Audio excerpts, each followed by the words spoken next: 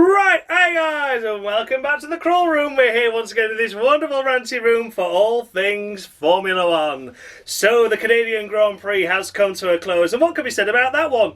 Decent, wasn't it? It was decent. I don't think it was the most exciting Canadian Grand Prix we've ever seen, but it was certainly up there of probably one of the best races we've had so far this season. Had a little bit of everything, difference in tyre strategy again, some impressive drives up and down the field. Yeah, it was all like leading to a crescendo that didn't quite happen, but nonetheless, still a solid race.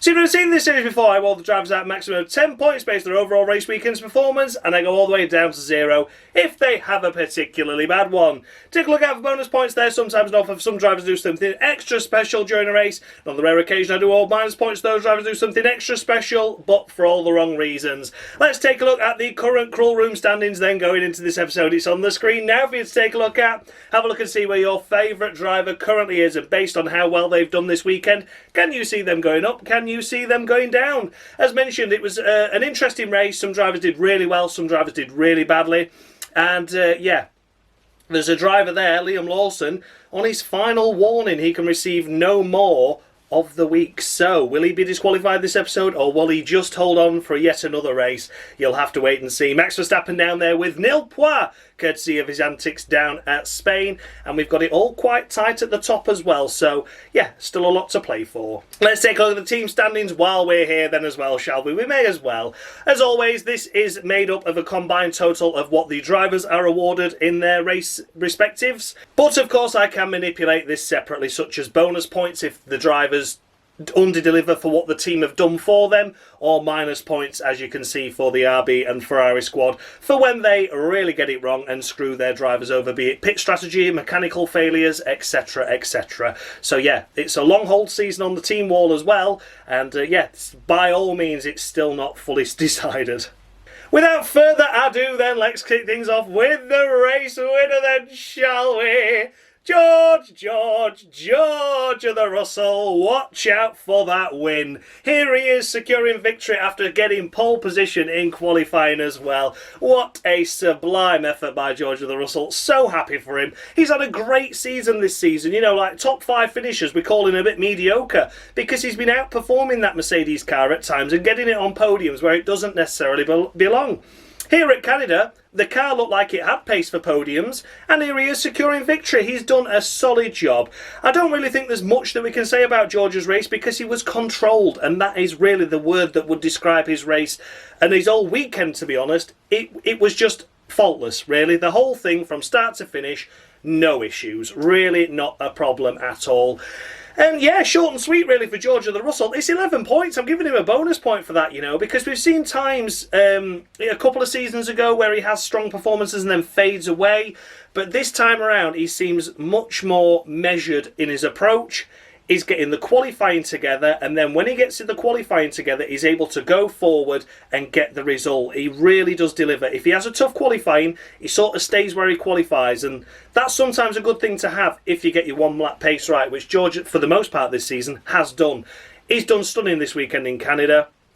There was no pressure at all. He was just managing tyre life, even going through the traffic, cool, calm, collected, no dramas at all, and just maintain the gap to Max. Brilliant effort. 11 points to George of the Russell. Really, really impressive weekend by Mercedes, but in particular, George Russell. In second place, we come to Max Verstappen in the Red Bull, of course.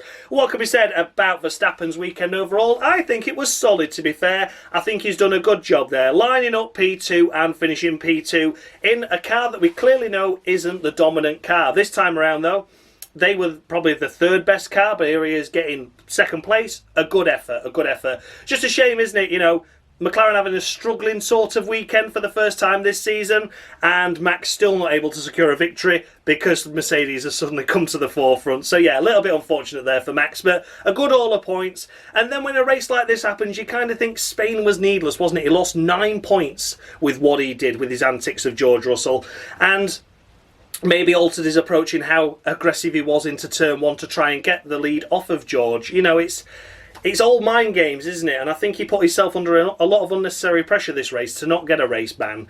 And yeah, I just think that maybe played a part as to why he was more cautious at the start, should we say. But I don't want to hold anything against him. I just think it's a shame because he's closed the gap to Lando now, but it could have already been 9 points closer, if not for Spain. So frustrating, really frustrating, because them 9 points I think are going to haunt him and all of us for the rest of the season, because I don't think he's out of the championship, even if he thinks he is. It was a weekend where he scored more points than his rivals, his main rivals anyway, and yeah, you just think, what if? But nonetheless, this weekend itself was, again, fairly faultless, no dramas at all. Had a little bit of sort of complaining and moaning in free practices, wasn't he, again about the car not quite being to his liking. I'm not calling it moaning because it was constructive feedback this time around, to be fair, and it clearly was got on top of for qualifying and the race, so fair play to Max for that. 9 points. 9 points to Max Verstappen. Solid weekend. Gets his score tally on the mark again on the Cruel Room series. He's got 9 points to his name now. So well done, Max. You've really ruined your chances of the title this year in terms of the Cruel Room. But yeah, still really in with the shout of the main title overall if Red Bull can just find that extra little bit of something. 9 to Max Verstappen. Solid weekend. Third place, we come to Andrea Kimi Antonelli. The young 18-year-old secures his first podium of the season and in his career as well. A great drive, a great drive. Qualified himself in P4, which was a mighty effort. Not as good as his teammate, but I'm allowing that. I'm more than happy with that. And in the race itself, his race was won, in theory for him, on that first corner. Able to overtake Oscar Piastri round the outside, set himself up perfectly round 2 and 3 and got himself into the lead. And then from then on, he was able to secure the pace to stay ahead of the mighty McLaren. So good effort for Antonelli there. That's what got him the podium, it really did. And it was just a controlled drive from there. Really good effort indeed. Andrea, I'm sure, would be a little bit distracted after the event, shall we say, with his schoolmates, wink wink nudge nudge, when he gets back to Italy. But they didn't bring him along with him, did it? And this is what difference it makes. So Andrea, if you're going to have your fun, have it after a weekend, after you do well, because I'm sure there'll be people sliding into DMs now that you're a podium finisher in Formula 1. I mean, Jesus Christ, if they're quite happy to see you get knocked out of Q2, and we're quite happy to indulge in extracurricular activities, then I'm sure you'll be well on your way.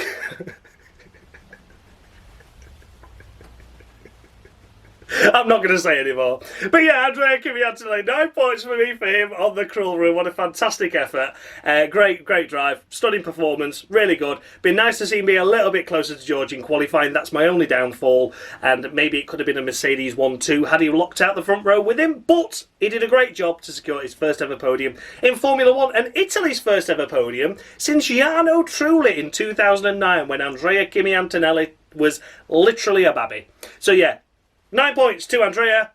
Fantastic effort. Securing 4th place, we come to the first of the McLarens in Oscar Pastry. What's your favourite pastry? Very flaky today, not just from Oscar, but from the McLaren team as a whole this weekend. Bringing a raft of updates to the car and then like, no, we just tested them, we're going to take them all off. You wouldn't bring updates to a circuit just to test them for the circuit that you're not intending to race them at. I don't get it. So yeah, clearly something in the correlation of the wind tunnel to the simulator work and to on-track performance was missing there. They'd got the front wings taken off them, hadn't they? They decided not to run the new front wings, and I can't remember if they took the front suspension off of Lando's car, but they'd taken it off of Oscar's anyway. So they had a raft of upgrades. Oscar had none of them in the end, and it was just a standard McLaren that we saw previously. So maybe with the updates on, that have been even worse. But yeah, P4 for Oscar Pastry.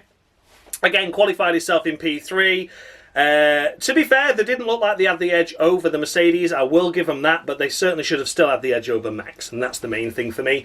Oscar, a very average performance this weekend. A loser's points to his main championship rival in Max Verstappen, and of course then has another threat from George Russell by him securing victory. He's not too far behind. So it's a Miller 05 for Oscar Pastry for me for him. Not his worst performance this season, but by far not his best. A very average race weekend, not just for Oscar, but for McLaren on the whole. And to not see a car inside the podium, I mean, that is something we wouldn't have expected all year long. And here it is, happening so early on. 5 to Oscar. He can thank me for him. Rounding out the top 5 places, we come to Sha-la-la. Oh, sacre bleu, Sha-la-la-la-la.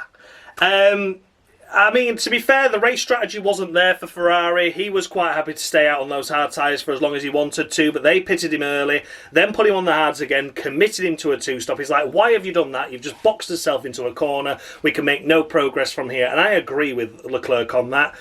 The main thing to talk about Leclerc, though, is, of course, his race pace was decent, hampered by the strategy of Ferrari. No surprises there. However, of course, the talking point is that crash in FP1, such a silly accident, writing the car off, chassis damage, missed FP2, and that has to be punished, I'm afraid. And I'm going to have to knock points off for that. I've given off the weeks for that before, so he's thankful he's not got one of those. But yeah, unfortunately, it is just 3 points to Leclerc for this weekend's performance.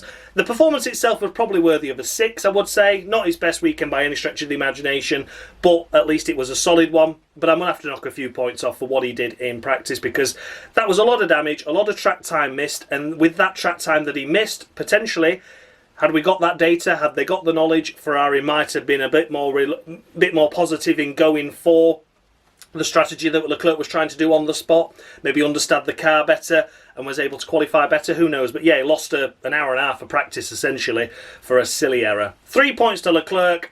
That's that, I'm afraid. And finishing behind his teammate, we come to Lewis Hamilton, the second of the Ferraris. Absolute no man's land this race. He was dozen seconds behind his teammate, dozen seconds ahead of the next cars. He was just sort of sat on his own, fighting with the traffic at times, and that was about it. And so we had the late safety car to bunch everyone up. But apart from that, he saw literally nothing of no one.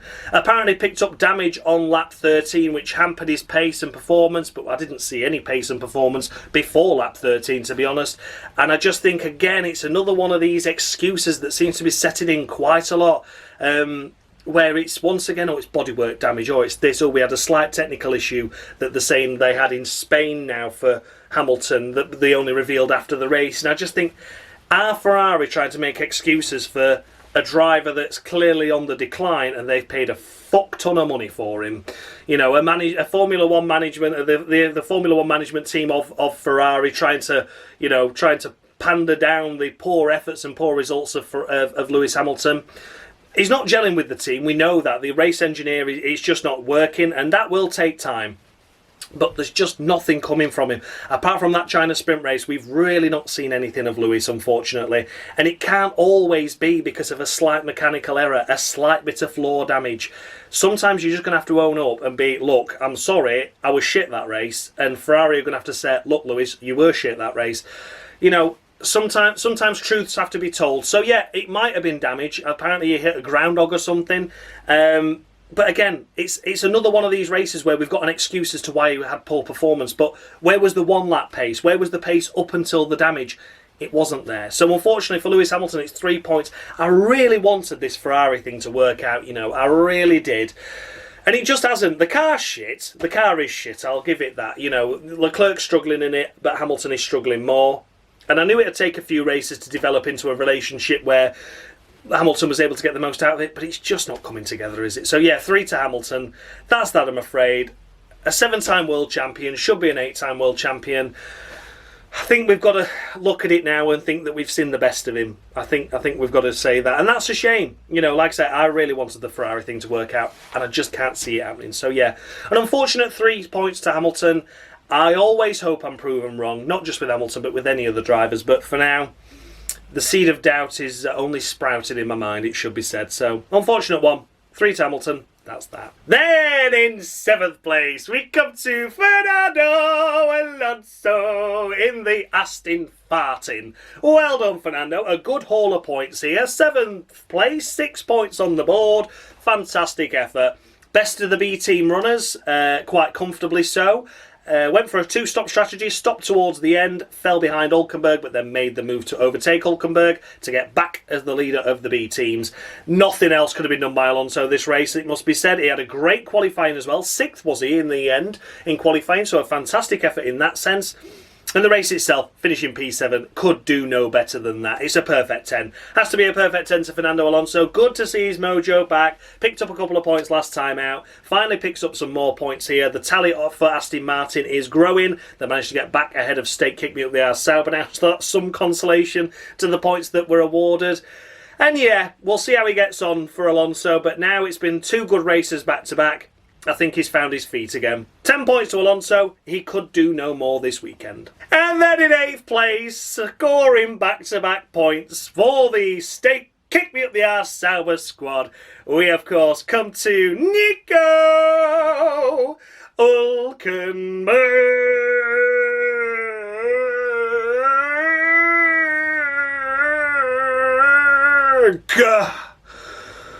Oh, I needed that. 20 points he has on his tally now for that Stake Kick Me Up the Arse Sauber squad. What a mighty season Hulkenberg is having in such a tricky and difficult car. Qualified himself in P11. His work was done on lap 1 when Alex Albon sent it down the runoff, went bouncing across the grass, impeded God knows who. It was was it an RB of Adjar and Colapinto in the Alpine or someone like that anyway. Calculated it perfectly, was like, right, you're going to have your accident over there, lads, you're going to hold each other up over there, I'm going to go around this way, thank you, much love. And he went straight through and sailed into the points paying positions. And then the strategy itself by Sauber was a good one in terms of making the one-stop work, pitting for the mediums, staying out on the hard tyres. It looked like it had gone away at one stage, hadn't it? Because there were so many on the hard tyres that had not yet pitted, and you see him down there in 15th and think, how's this all going to play out? But thankfully for them, it played out to the point where he got back into the points, was running around in 9th quite comfortably, and then was elevated to 8th as a result of someone crashing in the closing stages.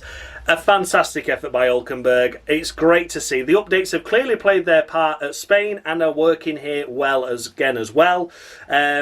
But yeah, Nico Hulkenberg's perfect 10. Can't be any less than that, can it? A Stake Kick Me Up the Arse Sauber scoring points. Fantastic effort. To score them back-to-back as well, which is not something they've done for decades, probably. Well, we've got to go back to 2022 for that to happen, because 2023 was quite diabolical, wasn't it? 2024 was nil and void, pretty much anyway. And then this race around Spain, points. Here we are in Canada, more points. Austria, fingers crossed for your Stake, because I'm loving this. It's good to see Hulkenberg doing ever so well and picking up a great brace of points once again. 10 points to Nico Hulkenberg. In 9th place for the Haas squad, we come to Esti Bestie Ocon. Esti Bestie to you. Ain't like Esti Bestie Ocon. Yes, well done to Esti Bestie Ocon in the Haas, securing a couple of points for their 200th race weekend in Formula 1. What a fantastic achievement that is by the Haas squad, and great to see him get a couple of points. Once again, the one-lap pace not there for Haas. Looked like they'd be struggling all race long, but they went on the hard tyres, stayed out on the hard tyres, kept going. And then when they pitted, they sort of came out on the fringes of the points. Ocon was fighting for that 9th place with the likes of Hulkenberg and Alonso. They had like Gasly in there at one stage, Colapinto, of course Carlos Sainz as well. It was a long haul of cars, wasn't it? Adjar was in there as well, I think. And it looked like he was on for 1 point anyway. And then, of course, they had the shunt ahead for this silly man in an orange car. And that elevated him to P9 and a couple of points for the team. Great effort indeed. Qualified himself in 14th, was it? And got elevated because of penalties, or qualified 15th and elevated for penalties. Either way, had a good, impressive qualifying. A respectable one for the car. Like I said, one lap pace wasn't there. But race pace, once again, certainly was. 9 points to Ocon for that. I think he did a good job there. It'd maybe been nice to see him get ahead of Hulkenberg, who were on much older tyres. But there was such a big deficit of gap, wasn't there? There were like 17 seconds to like Hulkenberg, because they've done that good a job, Alonso and Hulkenberg. It sort of like made a whole pit stop ahead, to be honest. But yeah, a good effort by Ocon. Don't really want to criticise him for what his performance was. Maybe he qualified a little bit better. We could have seen him a bit further up, but even then, with that gap between the two of them, I think it'd have been quite impossible for Ocon to do anything more than 9th. 9 points to Esti Bestie Ocon. Rounding out the final points paying positions, we come to Carlos Sainz. Smooth operator, smooth. You know what? I'm going to allow it. We're going to sing the rest of it. Smooth operator. Because it was a smooth drive by Carlos this race weekend. Unfortunate to get knocked out in Q1, but he was hindered by Isaac Hadjar, and you cannot deny that. Lost out by 200ths of a second. Over the line to get into Q2. You could argue that maybe you should have done a lap good enough to be inside Q2 anyway. I would agree in some respects, but also at the same time, you cannot be expected to be blocked by a driver that much by Hadjar. Of course, Hadjar was then penalised later, but Hadjar got through, Sainz didn't, and it was going to be damage limitation from there. He was very frustrated after qualifying. He's like, my weekend's over. It's difficult to overtake here, and the cars are quite evenly matched. Well, the strategy got him a point, so that's good, isn't it? Well, and a certain little silly man in an orange car got him a point because he crashed at the end. But Sainz to be fighting in and around the points, he didn't give up, had a great effort, and was able to secure a point for the Williams squad on what was going to be looking like another tough weekend, wasn't it? It's a solid 7 for Sainz. I've got to knock a few off for the qualifying, even though it wasn't necessarily his fault. That lap time he would have got in would have been quick enough for a Q2 appearance easily. He was well up in Sector 1 and then was hindered by Hadjar in Sector 2. And that cost him the time needed to get through. The race itself, great strategy by the Williams squad to keep him out there forever and a day on the hard tyres and to start him on the hard tyres. And then at the end, lucked into a point, but deserved a little bit luck to go his way. 7-2, Carlos Sainz.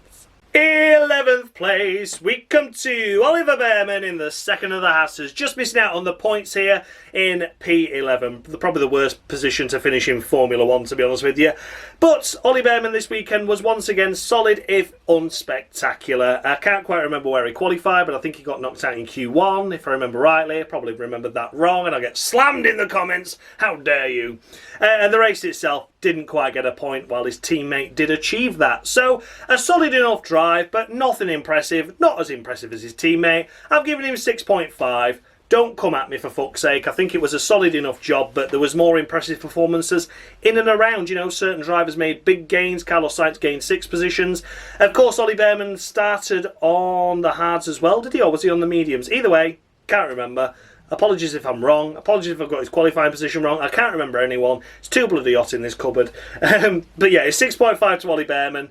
Didn't do anything wrong this weekend. And yeah, a solid enough job. 12th position, we come to Yuki Tsunoda in the second of the Red Bulls, and I think Yuki was shafted this weekend. I've got to be honest with you. Not in terms of Red Bull, in terms of the FIA once again, and the stewards and their stupid bloody penalties.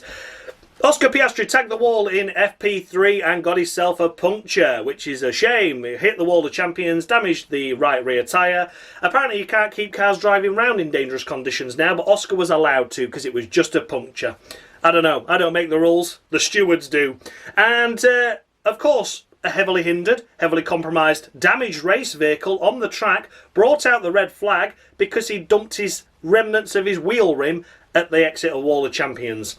A slow-moving McLaren was trundling round the track. Yuki Tsunoda had reduced his pace heavily during the red flag, came across a slow-moving McLaren and overtook it. He received a 10-place grid penalty for that. 10-place grid drop. So it didn't matter where he qualified, he was effectively going to be at the back for where that Red Bull was going to realistically qualify. Got himself 11th on the road, I think it was. And, yeah, 11th on the road, something like that anyway. And then took a 10-place grid drop. Then elected for a pit lane start so they could alter the setup of the car.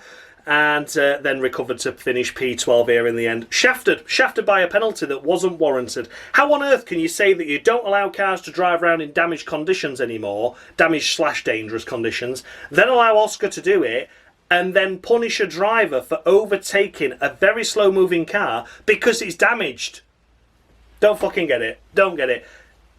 I don't get it. So yeah, very annoyed that. I was annoyed that he got a 10-place grid penalty for that because that wasn't warranted. But once again, FIA and stewards doing FIA and stewardy things. And Enrique Bernaldi taking the place of Derek Warwick because Derek Warwick's makes some fucking comments about something. I don't care. But when Enrique Bernaldi's in charge, shit hits the fan. And once again it has. So I feel sorry for Yuki this weekend. I think points would have been possible.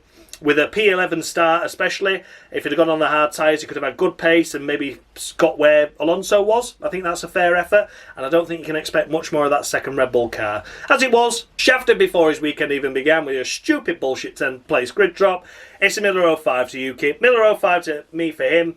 I just think he's having a tough end of the stick at the minute and really can't catch a break. Oh, looking for some P13, we come to Franco Colapinto in the Albinio. Great effort, mate, great effort indeed. Not a bad one, not a bad one. Outqualified his teammate, outraced his teammate. Unlucky to not be inside the points. He was caught up in the after effects of Albon jumping off the track and then jumping back on again. Gaggled up with that, and then a couple of cars overtook him as a result, pushed him outside the points, and then from there he sort of just stayed there, tumbled down the order with the strategy. I think Alpine just got the strategy wrong as well, which didn't help. But it was encouraging to see Colapinto not have a silly accident, not make any silly mistakes or errors, and was just able to keep it on the road and have good performance. I would say that. I'm not going to say it's anything special, but it was a good performance where he got the better of his teammate all weekend long. So that has to be commended. But again, nothing spectacular. 6.5 to Franco Colapinto for me, for him. Probably the first good race we've seen of him. Good, but not great. 6.5 to Franco. 14th position, we come to Gabriele Bortoleto in the second of the stake. Kick me up the arse, Saubers. Gabriele Bortoleto was on a two-stop strategy. His pace wasn't as good as his teammate. He was compromised. He was in a gaggle, wasn't he, really? His qualifying was 14th. I think he finished 14th, something like that anyway. And here we are, you know, no further knowledge. Don't really know what else we can go on. He was looking to make gains through the field on fresher tyres as he pitted towards the end, compared to the cars that were still out there on track. Maybe hindered by the safety car to not gain another 1 or 2 positions, but points were always extremely unlikely. For that reason, it's a solid 6 to Bortoleto. It's been good to see him have some good pace here at Spain and also at Canada, confirming that the car has been improved, but Bortoleto maybe just not got that a little bit more pace that's required like Hulkenberg has, and then maybe not put on the best strategy by the team. So like a double effect really. Nothing really wrong, but nothing overly right either. A solid 6 to Bortoleto, still proving to be one of my top rookies this season in a difficult car. I think the fact that Hulkenberg's got 20 points over Bortoleto's 0 doesn't tell the full story, I would say that. But nonetheless, it's great to see Stake making clear progress as well, and both drivers making progress as well. Solid 6 to Bortoleto. Let's hope Austria's a better weekend for him, and let's hope his first points in Formula 1 come soon. Next up, we come to Pierre Gasly in the second of the Alpines. Yeah, I don't really know what else to say about that. Avoidance of the week by this much, to be honest, because I just think he's fed up with the whole situation of Alpine. I really do. I think he was wishing he were the one that got the boot from Alpine so he could go to Haas, to be honest with you.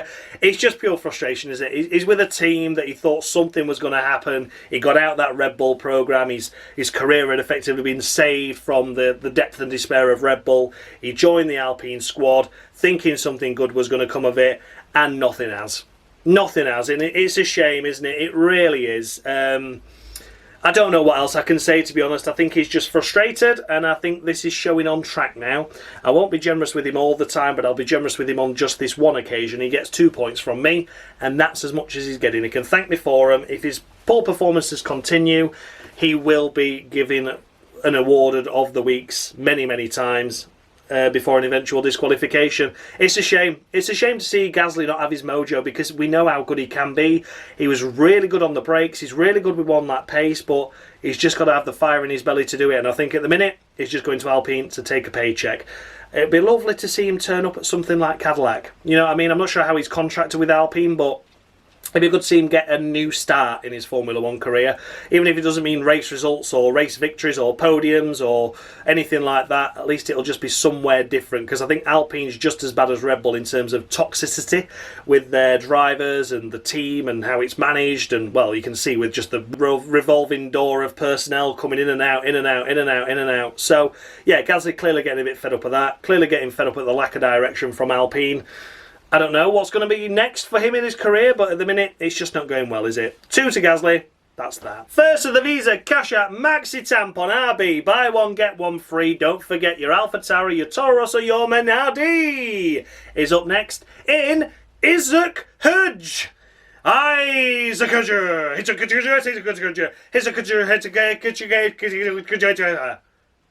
That's right, everyone. As per David Cross's illiteracy, it is Isaac Hadjar. That's how you say it. Harry Benjamin had no problems. No one in F2. Alex Jakes, Martin Brundle, you know, all of them. Alex Brundle, Jolyon Palmer, all call him Isaac Hadjar, except for you bellend. Anyway, speaking of Isaac Hadjar's performance is actually on track. This weekend was a tough one, wasn't it? Qualified himself in Q2, but then took the 3-place grid drop. Oh no, he qualified 9th, didn't he? Got himself into Q3, then had the 3-place grid drop for impeding science, which was right. It wasn't right that it was Hadjar that got the penalty. I'm not saying Hadjar blocked him. Even the team came over the radio, like, why was science doing that? And they're like, oh, we don't know. Because you're on a hot lap, maybe? Maybe you should have told Isaac. So a team communication error there, not Isaac's. A shame to see him drop from 9th to 12th as a result of that. And then in the race itself, wasn't on the best strategy, was on a 2-stop, stopped early, and it just didn't work out. Just had traffic all the time when they stopped, and were able to make no progress whatsoever. Mainly a team error this weekend, because had he qualified 9th and not had the penalty, they could have gone on to the mediums, followed the likes of what everyone else did ahead, the likes of the everyone else had the pace to do something with it. Could have followed them, and then stayed inside the points. But it wasn't to be. So, for Isaac Hadjar, it is, of course, just 4 points to me for him.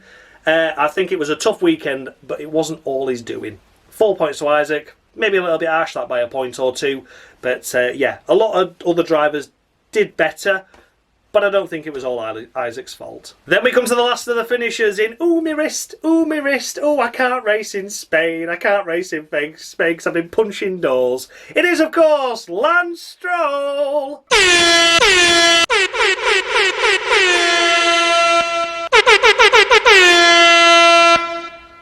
Ah, here I am! 1997 Formula 1 World Champion. But of course, we're in the noughties where I was unbelievably awful. I was sacked halfway through the 2006 campaign and never returned. Fantastic. And there we have it, Jacques Villeneuve of the week to Lance Stroll. Oh, I can't believe he gets an of the week at his home country, in his home race. What a fantastic effort. We all hoped and prayed, well I did anyway, that he wasn't going to be able to race, you know what I mean. But he did. He turned up, got knocked out in Q1, crashed in FP2, and just trundled round at the back throughout the entirety of the race. Well done, Lance, you absolute hero, you.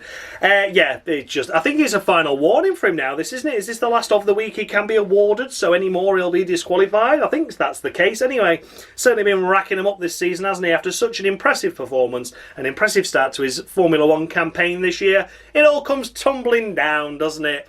And as always, turns into standard Lance Stroll fashion of being shit. No excuses from him this weekend for me at all. He's just been pathetic, he's been poor. Alonso's been inside Q3, racing round inside the top 10 throughout the race. Here's Lance Stroll just propping up the back of the field like an absolute knob.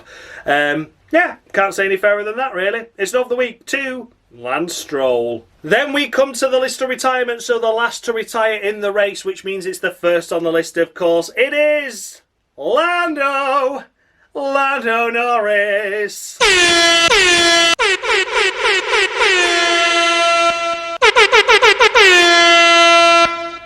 My career really is a tale of two fortunes, from front runner and championship winner to no one wanting me just a few years later.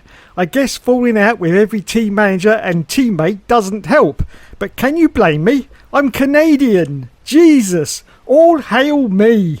Oh dear, oh dear, oh dear. Lando Norris not only receives a Jacques Villeneuve of the week, but he is also deducted all of the points he's currently scored on the Cruel Room Championship, taking him back to 0. Because that, once again, was fucking stupid. What on earth are you playing at, Lando? What on earth? I just do not get it.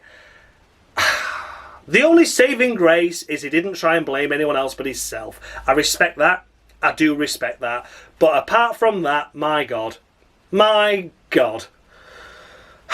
Do we even need to talk about it? We all know, don't we? We all know what he did. Poor performance in qualifying, down in 7th behind an Aston Martin. And then the race itself took him forever to get past Alonso, and then it looked like he was finally able in the closing stages with the traffic, and Oscar got caught up in it in more ways than one. Instead of going for Antonelli, he then had to defend from his teammate Lando, and then Lando just drove into the back of him like an absolute sponge down the start-finish straight, ripped his own front wing off, ripped his front suspension off, and then retired on the spot. Fantastic, Lando. Well done, mate. Really, really cracking stuff. I could do that. So if you want anyone at a budget price, McLaren, that are going to throw away a championship, try and throw your Constructors' title away while we're at it as well, I am willing to do that for a fraction of what you pay Lando Norris to do. Hit me up. I'll send you my CV over. Yeah, honestly, I just cannot believe it. Cannot believe it. He's just throwing this championship away, isn't he? He really is. The difficulty is, like McLaren, I was saying, with Oscar, I didn't think there were race winners this weekend. I think the right team won because they had genuine pace. But the fact that both of those drivers still weren't fighting for the podium places is a concern. They got fighting with each other for P4, which dropped them back off Antonelli. Fair enough, I don't mind that. But then he just drives into the back of him. There's a space that was never... It was gone. The space was already gone. He just went, yeah, bang, bang, bang. There you go, I'm off. See you later, lads. I don't want this championship anyway. It's Oscar's year this year. Don't get it. So yeah, instead of the gap being, well, what would it have been, extended by a couple of points? It's now 22 points instead of something like 12 that it would have been had he just stayed behind him. Or had he got around him, it would reduce to like 10. I don't know. But either way, it was like very marginal, and now we've got nearly a race win between them. Fucking crazy. So yeah, Lando Norris just throwing it away. What a sponge. What a sponge. And of the week, to Lando Norris, and loses all of his points that he's scored so far on the Cruel Room. The next of the retirements is Liam Lawson in the second of the Visa Cash App Maxi Tampon RBs.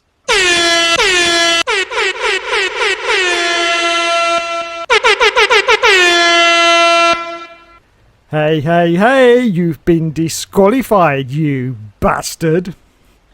And there we have it. The first disqualification of the year comes courtesy of Liam Lawson for his absolutely ridiculous performances this season. Let's think about this. Let's just think about this. We're only 9 rounds into the championship. He's allowed 5 of the weeks and then he gets disqualified. So that's in theory 6 chances he's had in 9 weekends and he has done nothing. Absolutely nothing. So Liam Lawson is the first driver to be disqualified on the Cruel Room Championship of 2025, beating the stalwart of that honour in Lance Stroll. Lance Stroll's at least still going. Crazy. Crazy, crazy stuff. You could say I was harsh with him in the first couple of races with Red Bull, but after that, there's no excuses at all. And maybe there were certain races where I should have awarded one, but there were too many other drivers being shit that he escaped one. So it all balances out over the season, and I don't think I've seen anything really that impressive of him at all, apart from Monaco. And even then, still outdriven by Hadjar. Lawson has just not got it, I'm afraid. And that's the end of that. So yeah, Liam Lawson is out on the Cruel Room, disqualified, which means he can score no more points this series, and I'm not really going to talk about him. So yeah, unless it's an impressive drive that really wants talking about, or he does something more stupid that's worth talking about, that's it, I'm afraid, for Liam Lawson. And then last but by no means least, we come to Alexander Albon in the second of the Williams. Qualified himself in P10. Was lucky to get out of Q1 actually because his engine cover fell off, didn't it? That wasn't his fault, that was the team's fault. The courtesy of the red flag of his engine cover coming off meant that they had time to put a new one on it and fix it and get him out there and get a lap time in qualifying to get himself into Q2 and then subsequently into Q3. Lined up P10 as a result of the penalties ahead. He ended up starting P9 and then made that silly error, didn't he? Silly error. He didn't have a great start off the line and dropped to 10th or 11th. Then made a silly error trying to attack Isaac Hadjar around the outside, bounced it over the grass, gravelly bits, and went trundling along. Rejoined the track, caused a massive kerfuffle, shall we say. It wasn't a crash or anything, but it was quite a dangerous rejoin. But he was airborne; he couldn't do anything about it. And then that lost him a heap of places. Then they stayed out on the medium tyres, and then it was a nothing strategy when he wanted to pit or when the team wanted him to pit, so he stayed out to try and make it something like a one-stop. Lost far too much time, then was right at the back on the hard tyres, just at the back of the gaggle, not able to make progress, and then a PU issue, power unit issue that they reported early in the race finally came to fruition later in the stages, and he had to retire from the race, unfortunately, down an escape road. So for Albon, a great qualifying, and that was the end of that, I'm afraid. We expected so much more from the Williams squad this weekend, and it didn't deliver after they were strong last year with a difficult car. But this time around, qualifying went well. The race did not for Alex, and it all sort of came undone. So out of a maximum of 5 a retirement can score, he's getting 2. 2 points for Alex Albon. Don't think he was really that spectacular this race. He cost himself the opportunity of points, but then I've got to look at it in a sense of, did it really matter? Because even if he'd been running around in 5th, it has still broken down. So, yeah, avoidance of the week for that reason alone. So, yeah, Alex Albon, 2 points to him. Had a difficult run of late, and this one was another one. So everything, guys, those were the runners and riders of the Canadian Grand Prix. Let me know down in the comment section, did I score any drivers too high? any too low. The updated standings with the scores I've just awarded are on the screen now for you to take a look at. Have a look and see where your favourite driver is right now. Liam Lawson, the first of the disqualified drivers. I cannot believe he's beaten someone. He's actually beaten Lance Stroll. Lance Stroll is normally the first to be thrown out of a championship, but this time around, Liam Lawson takes it and pips him to the post. I think I'm going to have to make him a trophy for that and try and send it in the post, because that is quite a special effort, that. It is a special effort indeed. Of course, Lando Norris back down on 0. Max Verstappen finally kicking his championship charge off once again with 9 points after being on 0 for his antics in Spain. The leaders, the runners and riders, I mean, Nick Hulkenberg's making massive progress after these last couple of races and receiving highest praise from me. George of the Russell, of course, with a bonus point. That's doing well for him. Alex Albon tumbling down the order still with yet another tough race under his belt. Yeah, it's all very, very close. All still a lot to play for, and still so many drivers in the mix and with a chance of this title. Let's take a look at the team standings as well then. They're also on the screen for you. Being modified by Dan a little bit. We thought we'd play a game, of course. You can see the minus points that are going to be taken off at the end of the season and the plus points that I have awarded so far for the respective teams. So you can see now where those teams would be had they not received the minus points. They'll all be deducted at the end. It's a bit like a points card. You get a points on them, and then like a Tesco club card, you either earn points or lose points. Then at the end of the year, we'll take them off or add them on. So you can see at the minute that the likes of Ferrari really up there, but they'll be well down the order come the end of the year. So yeah, nice little game to play that. Those points are all still to come off. And massive thanks as always goes out to Dan Bartlett, of course, formerly of Mushy Gaming, for providing me with the scoreboard that you saw on your screen, for the driver icons you see in the corner of your screen, and for the intro as well. Without him, this series would be more pointless than it already is. And who can forget Dave, of course, F1 Games PlayStation, for providing me with the of the weeks that you don't necessarily know, but you know you're going to love them. Jacques Villeneuve doing the honours at the Canadian Grand Prix. What an honour. What an honour indeed. So I will see you all in a couple of weeks' time then, guys, for the Austrian Grand Prix. Looking forward to that. Normally throws up an exciting race. Loads of teams and drivers I think will do well there. So fingers crossed it's a good one. And I'll see you all in the comment section and, of course, in the live chat then. Thank you so much for watching, guys. And as always, much love.